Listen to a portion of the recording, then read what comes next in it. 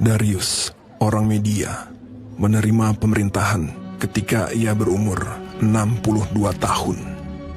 Lalu, berkenanlah Darius mengangkat 3 pejabat tinggi atas kerajaannya. Dan Daniel adalah salah satu dari ketiga orang itu.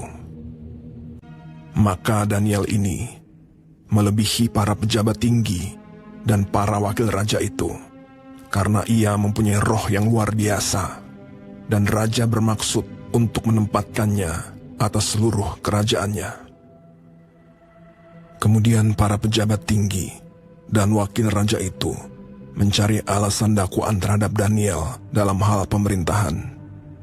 Tetapi mereka tidak mendapat alasan apapun, sebab ia setia dan tidak ada didapati sesuatu kelalaian atau sesuatu kesalahan padanya. Daniel ini dalam kamar atasnya 3 kali sehari ia berlutut, berdoa, serta memuji Allahnya.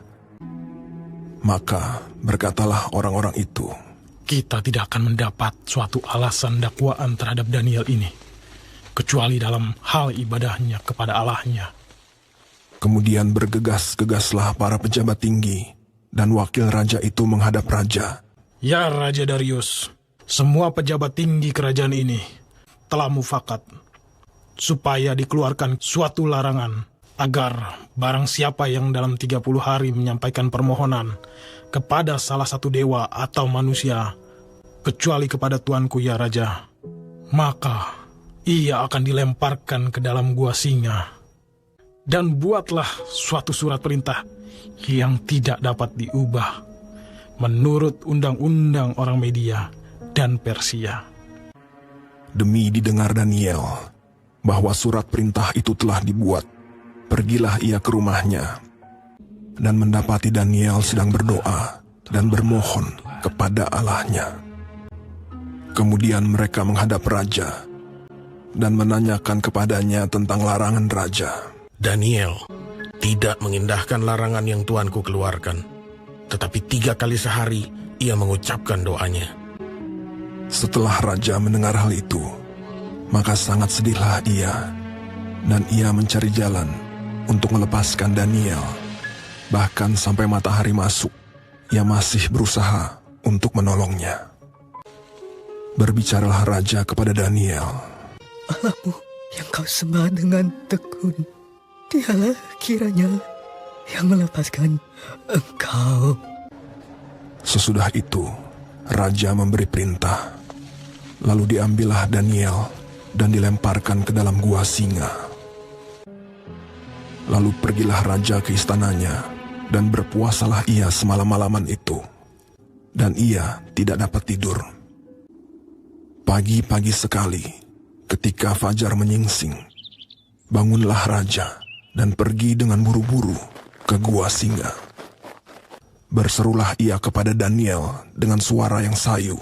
Daniel, hamba Allah yang hidup, Allahmu yang kau sembah dengan tekun, telah sanggupkah ia melepaskan engkau dari singa-singa itu?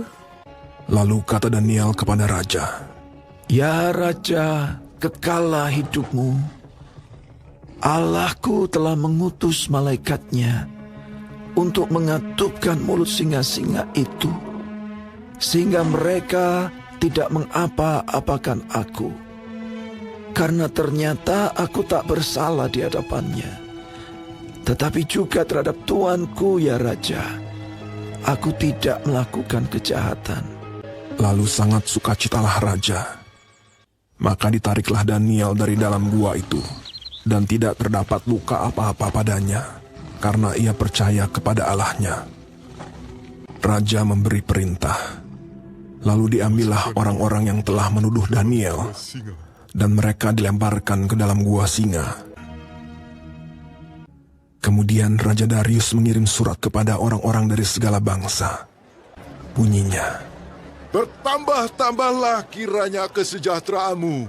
Bersama ini kuberikan perintah. Di seluruh kerajaan yang kukuasai, orang harus takut dan gentar kepada Allahnya Daniel. Dia yang telah melepaskan Daniel dari cengkeraman singa-singa. Sebab dialah Allah yang hidup, yang kekal untuk selama-lamanya. dan Daniel ini mempunyai kedudukan tinggi pada zaman pemerintahan Darius dan pada zaman pemerintahan Koresh, orang Persia itu.